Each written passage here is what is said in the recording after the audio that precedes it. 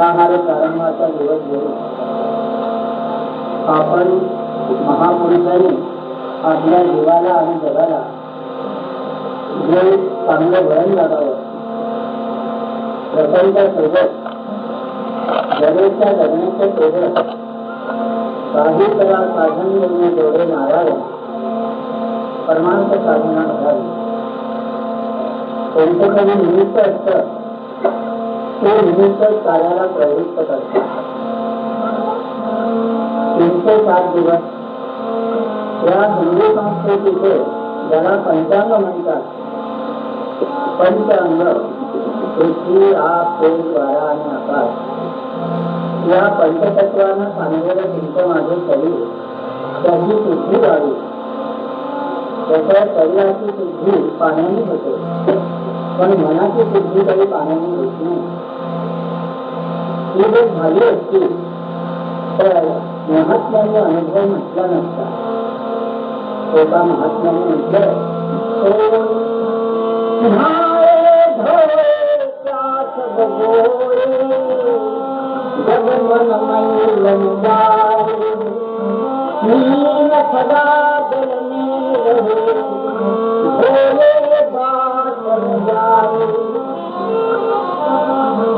शरीराची शुद्धी पाण्याने होते, तर दिसतच नाही. इंद्रियाणाम मनश्चात्, देहामध्ये इंद्रिय आहे, कांद्याने अंगाईला कसा साखळीचा असतो, पण दिसत नाही कांद्याचा. त्यालाही शुद्धता करण्याकरता काही करे साधन देवी जोडे नारायण परमार्थ साधना संवर करा, मी जन्मभर करा. जे आपल्या भाग्याने आपण घेऊन आला सत्कर्मयोगे बरघालवावे सर्वांची मंगल भोगवावे. जसे यात्रेकरू यात्रेला निघतात, सर्वच यात्रेकरू भाग्यवान नसतात, काही भिकारी असतात. काही जणांना विचारा यात्रेला कसे काय चालणार, म्हणतो सुट्टीचे दिवस आहे, सुट्टी करायला. काही जणांना विचारा यात्रेला कसं काय चालणार, तर म्हणतो देवाची भक्ती करायला. काही लोकांना विचारा यात्रेला कसं काय चालणार, तर म्हणतो काही भीष्मेला म्हणून चालणार. पैसे पैसे नव्हते. जसे आपल्या स्थानामध्ये निर्भय जगाला जिथे कुठे असेल तिथे जातात, आपलं कालक्रमण करतात आणि आपल्याकडे येतात.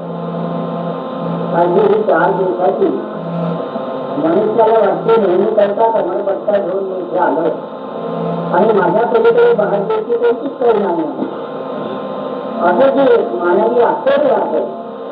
पण हे पाण्यावरच्या रेडी काढणार, तसं पाण्यावर काढलेली भेट काढताना दिसते, पण ती क्षणिक असते, छोटीशी असते, इतकी छोटी असते, इतकी कमी वेळापुरती असते ती ज्यावेळेला निघते त्याच संपून जाते.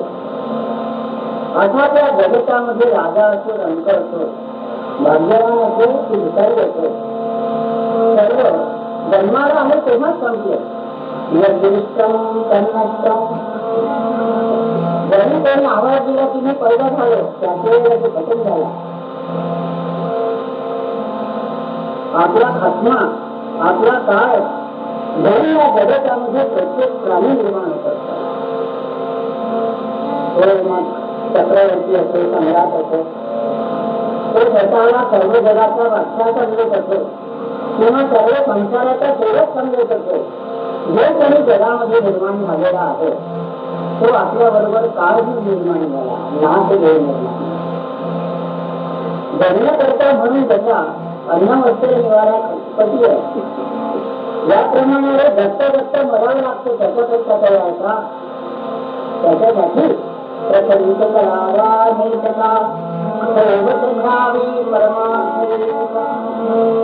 त्यासाठी म्हणून काही पारमार्थिक उद्योग करायचे असतात.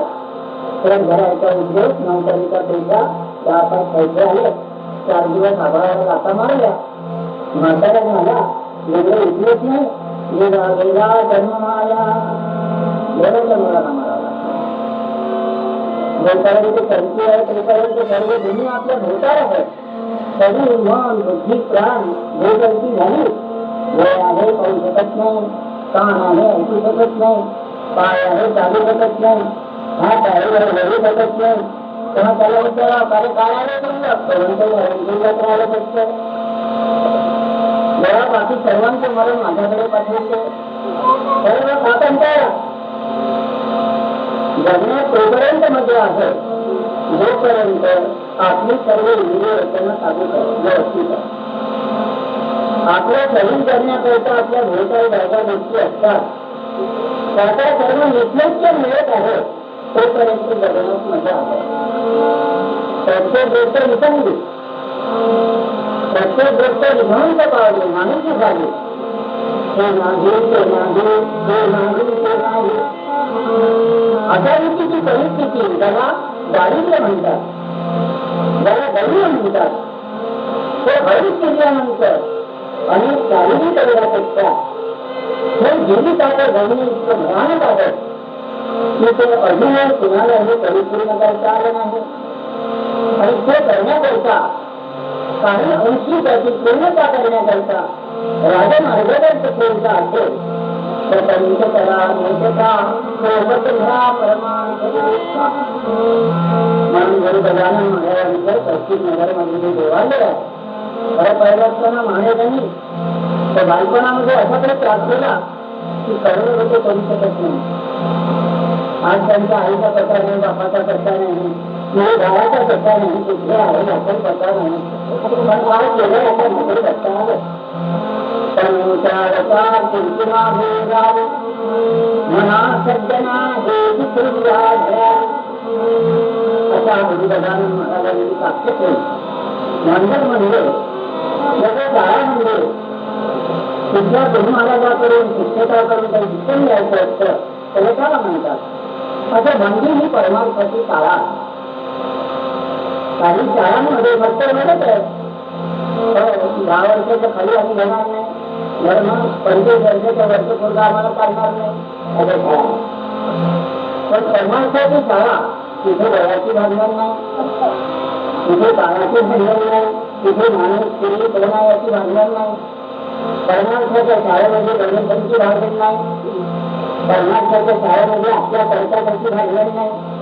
पण ते भांडण आहे त्यांच्या पत्रिकाची घरी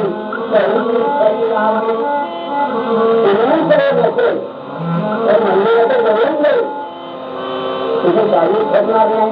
वाटायचं आता मारेल त्याला 40 ठरले जो घंटाळे त्याला म्हणून मारलं गावाची घरासारखा आहे पण 40 शहराला आणून करणार त्याच्या हाताचं लक्षच राहणार नाही. जगाच्या घराजवळ जाणं बसणं कशाला करणं एकच जगामध्ये तिकडली त्याची चित्रे बदलेल राज्याला सोपं आहे पण परमार्थ करणं अत्यंत कठीण आहे. परमार्थामध्ये देवाची भोग असं म्हणतात. असं जर नसतं तर अमरावतीचा लाखो लोक आहेत ना, अमरावतीचा एखादा माणूस बसवला तर आपण काय करतो जगात शेजारून आणावं लागणार गजाननला इथे बसवावं लागलं आपल्याला का मनुष्याणां सहस्रेषु कश्चित् जगति सिद्धये यततामनुषद्धानां तत्सर्वां वेत्ति तत्त्वतः. पण जीविताचं कल्याण सुरू करणारी मंडळी कठीण असते. त्यामध्ये आपल्या जीविताचं सार्थक करीत असताना सिद्ध झालेली पूर्ण सेवा दिलेली इतर घटावर मध्यस्थी सुद्धा मिळत नाही. म्हणून अमरावती नगरीमध्ये गुरु गजानन महाराजांच्या या पावन मंदिरात श्रद्धापूर्वक आपल्या लोकांनी चालवलेल्या उपासनेचं दशहराचा सण प्रथम दिवशीचा आरोप करतो आणि वर्षांपासून म्हणजे आपला हा सत्संग व्हावा अशी त्या सज्जन लोकांनी जी अपेक्षा केली कोणतीही गोष्ट काळजी आजारातून पूर्ण केल्या जात नसते. या वर्षीच्या दशहराने तुमच्यावर माझ्यावर कृपा करू 15 वर्षी म्हणून कविता सर्व करू मग माझ्यापर्यंत शास्त्रीयात वाचायचा अभ्यासाचा जो काही सगळ्यात करेल ते 2 शब्द आपल्या जीवाची जिरेली बांधायची ही जी इच्छा तुम्हाला मला 4 भाविक मंडळीला निर्माण झाली. त्यांनी पूर्णांश आपला परमेश्वराचा पदवी असेल म्हणूनच ती निर्माण झाली. म्हणून ते दशहरामध्ये आपण महाराखाली दिवसभर बसलो राहिलो असतो, जगात नावाला गेलो असतो, पण जगात होण्याचा आनंद जसा गुढीपाडव्याच्या दिवशी काही समजूया म्हणतात आंध्रचा पाला वगैरे खातात मिळायचा कडे पाला खाऊन जावा खायचा 12 महिने त्याला ते कडे करण्याची वेळ आमच्यावर आणि आणखी कडे होणं यासाठी पहिल्या दिवशी कडे लिंबाचा पाला खाऊन जायचा. 3 ते 5 दिवस ही आपापल्या कर्तव्याची जागृती आहे प्रत्येक समाजाकरता. म्हणून प्रत्येक दिवस उजवत असतो. पुनरती रजनी, पुनरती दिवसा, पुनरती पक्षा, पुनरती माता, पुनरत्ययनम, पुनरती वर्षम, तदपि नमंसती चाचा कर्षम. पुन्हा दिवस रात्र निर्माण होते, पण त्या दिवस रात्रीचा मोह जो करतो तेही त्याचे मोह जगत असतो. खाणं पिणं बसणं उठणं या सर्व पाठवळा आहे तुमच्या माझ्या विद्यार्थ्यांनी जर शाळेचं निरोप केलं तर शाळा त्याला चांगले मार्ग देते. पण विद्यार्थी तो कमकुवत असला, वेगळी असला, फक्त नजीक घेऊन आला असला तर वैद्यनाथ घरी बसला तरी भेटावं आपले मिळत जाईल त्याने पाठवलं. तुमची माझी सुद्धा करता नाही जगामध्ये बसा प्रपंच विश्लेषा करा म्हणजे वृत्त घडवून व्यवस्थित जगा. पण वृत्त घडून उडून राहिलं ना आमच्या मागे उत्साह काय लागलेला आहे ना आम्ही म्हणतो जगत आहोत आणि काय म्हणतो याला घेत आहोत. पाहता पाहता बाळकून गेलं, पाहता पाहता आम्ही ते जवानी कोणी म्हणतात आढळायला वाटा मारतो आणि 4 दिवस काही दिवसांनी पहा कसं लाटा कुठे होतात कुठे जातात. अंगम कलिकम पवित्रम अंगम दर्शम दिदीहम दासमितंगम रेखोलाति गृहीत्वा दंतम करदिनं निकटि चाचाचिंदम. अशाच तिचा एखाद्याचं मित्र म्हणलं घराखाली ठेवल्यानंतर ते कितीही भय कळलं तरी विचारता येतो. याप्रमाणे आपण ज्या ज्या गोष्टीच्या जगामध्ये हेरांचं जीवित म्हणून भरोसा करतो त्या गोष्टी आपल्याला गोष्ट देणार आहे हे जाणून घेऊ ना. गजानन मला माहित नव्हतं, त्यांना वाटलं नव्हतं, त्याला कपडे अंगाच्या लागले, घरात जाण्यात लागलं. त्याने जसे काही वागतात तसं आपणही वागावं. पण त्यांनी विचार केला जीवित आहे मग या मानवी जीविताचं खरं पाठवण करत काय मी आता ठिकाणी आता ठिकाणी या धर्माचा मी धर्माचा मी आमच्या देशाचा मी आमच्या राष्ट्राचा नाही तर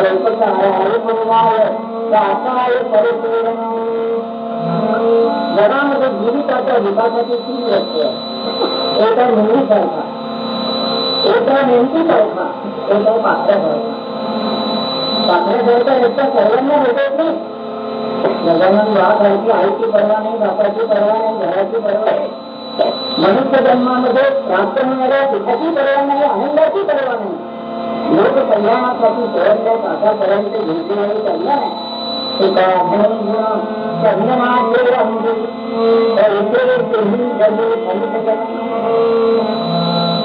गुरु गजानन महाराजांना साक्षी ठेवून अमरावतीमध्ये एक ज्ञानाचे विद्यापीठ आपण आपल्या प्रत्येक कार्यामध्ये निर्माण केलं. त्याचा काही दर्शनाने दर्शनाने दोन शब्द ऐकल्याने त्याने घेतलेला वेळ परिपूर्ण केल्याने आपल्याला घडावा असा उद्देश धारण करून व्यवहाराच्या निमित्तानं काही लोक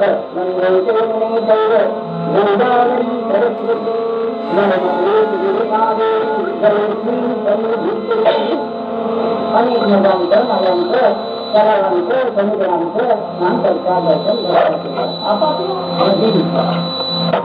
काही लोक म्हणतात दुसऱ्या पाण्याने स्नान करून सर्वांना शुद्धी होणार नाही. मग काय करायचं? मग मनाची शुद्धी करायला आमच्या बुद्धीची शुद्धी करायला त्याला ते पाणी लागेल ना. तेच पाणी आहे नवविधा भक्त. त्या पाण्याचा एक प्रमाण आहे प्रथम अद्वैत ज्ञान अद्वैत ज्ञानी समाधान पाविले. मग तो साधू संन्यासी असो, तो राजा असो, तो भिकारी असो, तो सर्वसाधारण प्राणी असो, मजूर असो की सावकार असो, पण सर्वांच्या करता भक्तीचा पहिला जर पायरी कोणती असेल तर श्रवण, ऐकणे, कान पवित्र करा. कानामध्ये उत्तम विचार येऊ द्या.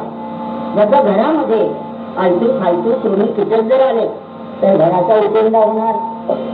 याप्रमाणे आपल्या शरीराच्या घराचा दरवाजा कान आहे. आपल्या पूर्वजांनी सुद्धा ईश्वराला प्रार्थना केली. कोणती प्रार्थना केली? भद्रम करणे देवा भद्रम पश्चिम मापदत्रा रंगे चित्वा सत्तनोधी जठे मध्ये वैतम यदाय. हे परमेश्वरा, पहिल्यानं जर आमच्या कृपा तुझ्याजवळ असेल तर आमच्या कानात चांगले शब्द पडू दे, कानांनी शुभ ऐकू दे. दुसरी कृपा तुझ्याजवळ असेल तर डोळ्यांनी शुभ पाहू दे. आमच्या डोळ्यासमोर अशुभ दिसलं की आमच्या अंगातलं रक्त अशुभ प्रवाहाकडे वळलं. आमच्या कानामध्ये चांगले शब्द जर पडले तर आमचे रक्ताचे प्रवाह ही सत्कर्माकडे येणार आहे. जसं खत शेतामध्ये टाकलेल्या धान्याला आपण द्यावं, असं धान्य ते हिरवंगार बनत असतं, विकास पावत असतं. असं तुमचं माझं जीवित न कळलं तर मी माझं तुझं तुझं, आणि काय होणार तसं? माझं केलं आणि व्यर्थ वाया गेलं असं होणार आहे. पण त्या मी माझं याचा जर अर्थ नीट का आपण लावला तर माझं भाग्यानं इतकं भाग्य होणार आहे की गजानन महाराज गेले पण चंद्र सूर्य असेपर्यंत लोकांना आठवा लागतात. थोडं मोठं भाग्य काय त्यांच्यामध्ये. त्यांनी आपलं जीवित परमार्थमय करून टाकलं, राममय करून टाकलं, देवमय करून टाकलं. देव पहाया गेला तो देवची होणी ठेवा. कुठे लोक देव पाहायला देवळात जातात का? पण जातात कुठं? देवळात जातात, हात जोडतात, देवाच्या भोवताल प्रदक्षिणा करतात, म्हणजे भक्ती दाखवतात. जाता जाता कोणाच्या चपला चोरून नेतात. अशी मजा. कारण त्याला देव कळला नाही, त्याला धर्म कळला नाही, त्याला साधा माणूसच कळला नाही. ज्या शरीरामध्ये तो राहतो तेच कळलं नाही त्याला. हे हाडपेर किती मोलाचं आहे. मग त्याला देवाची मूर्ती कशी करणार? एवढं सोपं नाही आहे. देऊळ बांधणंही सोपं नाही, देवळात मूर्ती बसवणंही सोपं नाही, तिची उपासना चालवणं हे पण सोपं नाही. ब्रह्मज्ञान नव्हे कुराच्या गोष्टी वायाची जागृती करती जना. म्हणून जेव्हा आम्ही देवालय छोटं असो मोठं असो जिथे कुठे स्थापन करतो त्यावेळेला एक जबाबदारी स्वीकारत असतो. उपासनेला दृढता लावावी. उपासनेची जबाबदारी आम्हाला स्वीकारायची असते. त्याचं प्रतिज्ञापत्र म्हणजे आम्ही निर्माण केलेली वास्तू असते. नगराची नावे आजकाल पुष्कळ आहेत. त्यामध्ये आपल्या नगराचं नावच काय नाही. अमरावतीमध्ये स्वस्तिक नगर. स्वस्ती, शांतता, समाधान, आयुष्यामध्ये अक्षय सुख आम्हाला प्राप्त हो अशी अपेक्षा करून 10-5 मंडळी अमरावतीच्या या मोठ्या कोणाड्यामध्ये बसलेली आपण इच्छा करीत आहात. गजानन बाबा, तुमच्या हातून पुष्कळ पुरस्कार झाला, निदान आमच्या हातून अपकार देऊ नका होऊ दे. थोडंसं तरी आमचं बरं होऊ दे. आणि ते नुसतं होऊ दे म्हणताही होणार नाही. बोलाची कढी, बोलाचा भाग जोडून कोण तृप्त होतो. त्यासाठी आम्हा लोकांना जसं पैलवान म्हणायचं आहे, आखाड्याच्या भोवताल गिरच्या घालून पैलवान बनत नसतो. त्याला कमर कसावी लागतो, व्यायाम करावा लागतो, त्या वाचून पैलवान बनणार नाही. याप्रमाणे परमार्थाचा नराचा नारायण होण्याचा पैलवान बनण्याकरता म्हणून हे देवस्थानं आखाडे आहेत. सध्या नित्यगिरीचे आखाडे आहेत, वधूवराचे लग्न लावण्याचे आखाडे आहेत. सध्या विश्वस्थानी त्या ठिकाणी डांबरटपणा करण्याचे आखाडे आहेत. मोठं मंदिर देवभक्तीसाठी नाही आहे, ती भावी याकरता म्हणून अनेकांची जी तळमळ ती सत्संग करते. सत्संग छोटा असो मोठा असो म्हणजे भाग्य जातं. ज्यांच्याकरता सत्संग केला जातो त्यांना सुद्धा ते भाग्य किती आहे हे लक्षात येत नाही. त्यांनी म्हटलंय एक घडी आधी घडी, एक घडी आधी घडी, आधी से पुनाधी तुलसी सत्संग करे जब हरे सकले उपाधी. थोडी मोठी सत्संगाची म्हणून दशहराचे दिवस आमचं मन, बुद्धी, प्राण, शरीर जे आमच्या जीविकेला परमेश्वराने उजळून काढण्याकरता मोठी कृपा केली. शरीरच दिलं असतं, मनच दिलं नसतं तर आपण जगात काय करू शकलो? मन दिलं असतं, बुद्धी दिली नसती, बैताडासारखी फिरलो असतं इकडं तिकडं. प्रत्येक इंद्रिय मोलाचं आहे. पायाच्या नखापासून ते डोक्याच्या चंडीपर्यंत ईश्वराने दिलेली प्रत्येक गोष्ट मोलाची आहे. जसा प्रत्येक क्षण मोलाचा आहे त्या क्षणापेक्षाही तुमचं माझं जीवित जास्त मोलाचं आहे. जीवित संपल्यानंतर क्षण काय कामाचा? म्हणून जोपर्यंत आपण जिवंत आहोत तोपर्यंत काही करता धन जोडे नारायण. जगामध्ये परमेश्वराची, ईश्वरी सुखाची, आमच्या जीविताच्या सार्थकाची कुठे ना कुठे तरी गाठ पडावी हा उद्देश घेऊनच धन्य धन्य हा नरदेह मनुष्य जन्माला येतो. त्या कर्तव्याची आपल्याला काही सेवा साखरी घडावी म्हणून जे अनेक साधनं आहेत धर्मग्रंथाचा अभ्यास करण्याचे, त्यामध्ये या ज्येष्ठ महिन्यात दशहराच्या दिवसामध्ये आपल्या पंचज्ञानेंद्रिय, पंचकर्मेंद्रिय यांना पावित्र्य निर्माण होण्याकरता, यांना स्फूर्त करण्याकरता, आपल्या जीविकेशी परमेश्वराची लागण लावून घेण्याकरता म्हणून धर्मग्रंथाचा अभ्यास अनेक लोक करतात. आपलं त्याकरता स्वागत आहे. जेव्हा श्रीमद भागवताचा अभ्यास करावा अशी आपली ही नगरी कालनी अपेक्षा करते. कधी कधी गैरसमज होत असतो. जसा आजही गैरसमज आहे आमच्यामध्ये. देवळात गेला म्हणजे सारे पाप घेऊन जातात आणि मग पुन्हा बाहेर पाप करा, पुन्हा देवळामध्ये जातात. म्हणजे त्या देवळाला याची लांडरीच समजतात कपडे घराची असं बोलतात. असं कुठलं आहे? स्वतः ही गोष्ट पागलपणा आहे. तो काहीच उपयोग होणार नाही त्याचा. त्याचा पागल माणूस दिवसभर अमरावतीत फिरत राहिला त्याला कोणी बादशाह म्हणणार नाही काढत म्हणते त्याला. यासाठी म्हणून जितका आमचा मानवी जीवित मोलाचा आहे त्याहीपेक्षा जास्त त्याच्या साधना मोलाच्या आहे, त्याच्या वास्तू मोलाच्या आहे. त्यांचं रक्षण हे आमच्या संस्कृतीचे रक्षण आहे. हे जाणूनच आपल्या या ओसाड मैदानामध्ये आपण कितीही सुखी समाधान असलो तरी आपल्याला आनंदाने जगता येणार नाही. तेव्हा जगता येईल सामर्थ्य आहे सर्वैचे जे जे करील तयाचे तरी तिथे भगवंताचे अधिष्ठान पाहिजे. एवढा मोठा जलकुंभ आपण बांधला, त्याला अमरावतीतलं पाणी ठरलं पण इतक्या टाक्यातलं पाणी नाही ठरलं पाहिजे. हाल नाही भेटलं चालन पण पाणी पोटपट नाही असं भेटलं पाहिजे. कशी तयारी आहे? जर ते केवळ जलकुंभाने आणि सुंदर बंगल्याने जर तुमचं समाधान झालं असतं तर तुम्ही गजानन महाराज मंदिरात बसवलेच नसते.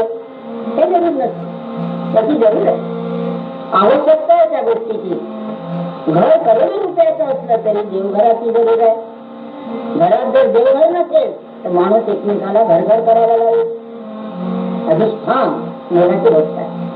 विचारामध्ये देवाचं जर कुठेही छोटं मोठं ठिकाण नसेल तर एखाद्या वेळेला घेव करता मराठी काळी आली तू सांगणार आम्हाला कोणाचा शरण जाऊ दृष्टी देईल निर्मळ. म्हणून देवतांची ही मंदिरं जरी आपल्याला छोटीशी वाटतात तरी प्रसंगी फार मोठी कामं करणार. घराघरातली माणसं बोलून कामं करतात, मंदिरं मुख राहून कामं करतात.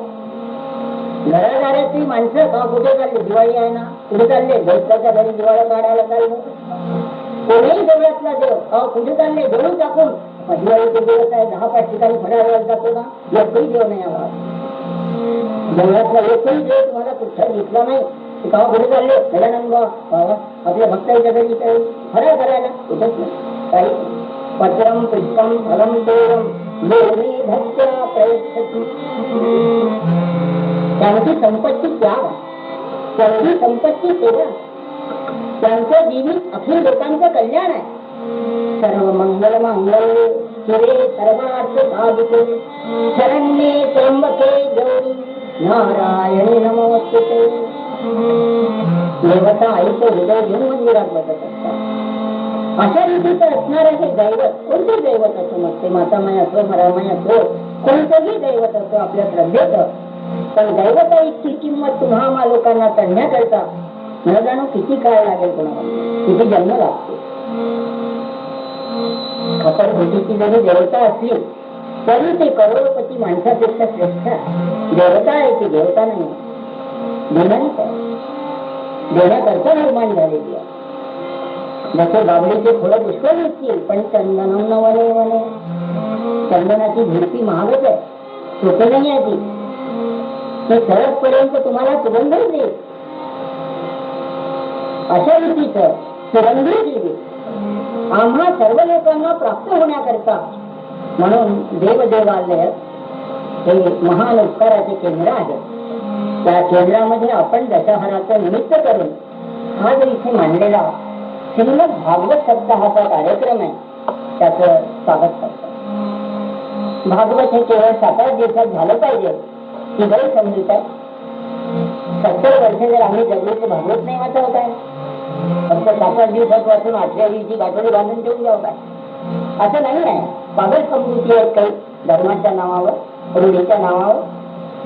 पण त्या गैरसमजुतीला बाजूला सारून, जसं गढूळ पाणी त्यातला शेवाळ बाजूला सारून निर्मळ पाणी जसं प्यावं, याप्रमाणे देवालयामध्ये पहिली भक्ती जर कोणती असेल तर त्याच्यामध्ये ते श्रवण, आपल्या कानाचे मळ काढले पाहिजे, भ्रम दूर केला पाहिजे. जोपर्यंत मती भ्रम आहे तोपर्यंत वैकुंठात जरी गेला, देवानं विचारलं काय कसं काय, तो म्हणतो लगेच तिकीट काढ, मी आपल्या लोकात चालला लागतो. का बरं? जोपर्यंत मती भ्रम आहे तोपर्यंत त्याला स्थैर्य नाही आहे. माकडासारखी चंचलता फिरत राहत होतो प्राणी. म्हणून मनाला निश्चल करण्याकरता, बुद्धीला एकरूप करण्याकरता, आपल्या प्राणाची स्पंदनं पवित्र करण्याकरता, आपल्या देवरूपी मंदिरामध्ये ईश्वरी प्रसन्नतेची निरांजन ओवाळण्याकरता नवविधा भक्ती तुमची माझी वाट पाहते. त्या भक्तीची पहिली पायरी ही कथा श्रवण. कथेचं महात्म्य पहिले होतं असं नाही. जेव्हा आपले पूर्व संस्कृत बोलत होते त्याही वेळेला कथेचं महात्म्य आहे.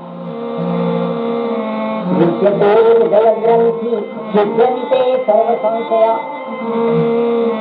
आमचे सर्व संशय, हा मोठा रोग आहे संशयाचा, महारोगापेक्षा मोठा रोग आहे. विकल्पाची बाधा न होणे काही ते दूर होण्याकरता म्हणून मार्गदर्शनचा असेल तर उत्तम विचार ते श्रवण करणे, ऐकणे, मनन करणे, संतर्वण करणे. ते करण्याकरता वाचावे धर्मग्रंथ, धर्मग्रंथांचा अभ्यास. काही ग्रंथ दररोज वाचायचे आहेत, दररोज अभ्यासायचे आहेत. पण काही ग्रंथ निमित्त करून वाचायचे आहेत, अभ्यासायचे आहेत.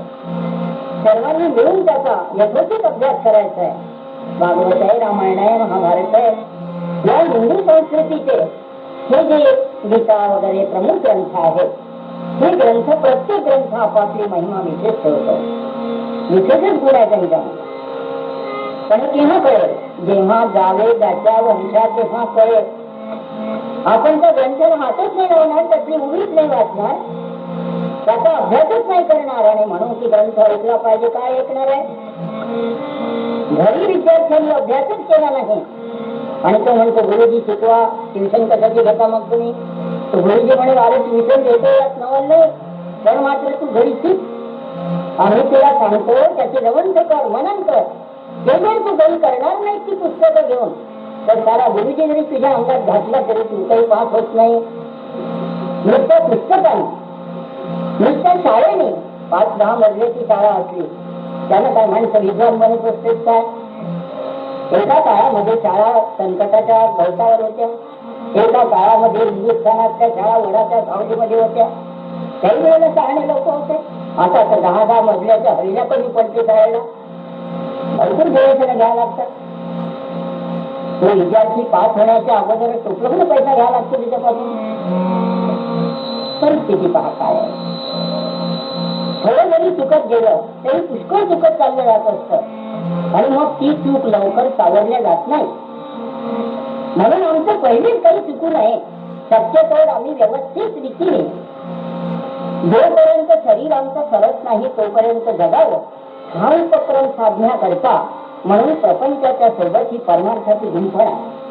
त्याचा कपडा 4 दिवस नीटनेटका टिकावा म्हणून कपड्याचा पोत जितका मोलाचा असतो इतके काठ त्याचे मोलाचे असतात. काठ कपड्याला धरून ठेवतो.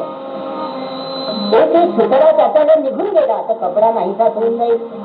याप्रमाणे तुमचे माझे सुख समाधान धरून ठेवण्याकरता परमार्थाची साधना ते काठ आहे. यासाठी दररोज केलाने चालवी माझा, दररोज जसं आपल्या घरी आपण व्यक्तिगत धर्म करतो, भक्ती करतो, उपासना करतो, ती मोलाची आहे. पण तिला सामूहिकरित्या समजून देण्यासाठी म्हणून काही सामुदायिक कार्यक्रम हे आपल्या पूर्वजांनी योजलेले आहेत. त्याचाच आहे भागवत सप्ताह करा, रामायण प्रवचन करा, महाभारत लावा. लावा म्हणजे काय करा? लावा म्हणजे त्याला तुम्ही नीटनेटकं समजत पर्यंत वाचा, अभ्यास करा. म्हणून जेव्हा आपण श्रीमद भागवत हा धर्मग्रंथ ऐकायला घेतो तेव्हा ऐकणाऱ्यावर जबाबदारी आली वाचण्याची. केवळ वाचणार नाही, ऐकणार काय? मग सांगणेवाला तर काही अलगत्ता बलगत्ता सांगून देईल. त्यामुळे माझ्यासमोर बसलेले जे लोक आहेत हे त्या ग्रंथाला बोटीच न लावणारे आहेत. चला बरं झालं मग म्हणायचं. यांना काही सांगायचं आहे, ग्रंथ राहायला बाजूला भरतात ते सांगून द्यायचं, वेळच मारायची जरा. श्रोता वक्ता सुखी भव. धर्मग्रंथ हे त्यासाठी आहे, केवळ श्रोत्यांना उद्धार व्हावा यासाठी नाही, तर जो सांगतो त्याचा उद्धार झाला पाहिजे त्याच्याकरता आहे. म्हणून ज्यावेळेला आपल्या नगरीतले लोक भागवत गजानन बाबाच्या इथे लावायचं आहे म्हणजे लावायचं आहे, ठीक आहे. पण जेव्हा आपल्याला जबाबदारी आलेली आहे कोणती, तो ग्रंथ वाचायची. हो पण आम्ही आता आपले कामाचं कार्य टाकून ते वाचायचे, मग ते ग्रंथ वाचता ऐकतात कशाला? काय झालं नाही? त्यानं काही तुमच्या दरवाज्यात उभं झालाच नाही तो तुम्हाला ऐकून घ्या म्हणून. तुमच्या पोटाला जर पीडित आहे ते पुस्तक जर तुम्ही थोडं ना थोडं वाचत नाही, अभ्यासच नाही, त्याचा जर सन्मान, त्याची जर श्रद्धा तुमच्या जवळ नाही तर त्याचे तुम्ही अभ्यासच नाही. जो त्याचा अभ्यास नाही त्याला मी या विद्येत पारंगत झालो असं म्हणण्याचा अधिकारच काय आहे? काहीच नाही. म्हणून मंदिराच्या पाठशाळेमध्ये व्यक्तिगत असो, सामूहिक असो, निमित्त मात्र असो, धर्मग्रंथांच्या अभ्यासाचं सध्याच्या आमच्या दुर्दैवी देशात दारिद्र्य आलेलं आहे. बाकी सारं वाचून मोकळे करू, आम्ही म्हणून मोकळे होऊ, पण धर्मग्रंथाची चिंगल करू, चेष्टा करू, काही न वाचता, काही न अभ्यासता. त्यात वाईट असेल ते काढा ना करू, पण चांगलं असेल तर घ्यायला किती जातो. तुमच्या पूर्वजांनी ज्या 4 गोष्टी तुमच्या समोर मांडल्या आहेत ह्या जर रीतीवर जाऊ द्यायच्या असेल, अंग्रेजाच्या सुलतानांच्या हातात जाऊ द्यायच्या असेल, मग मोकळं राहणार तुम्हाला.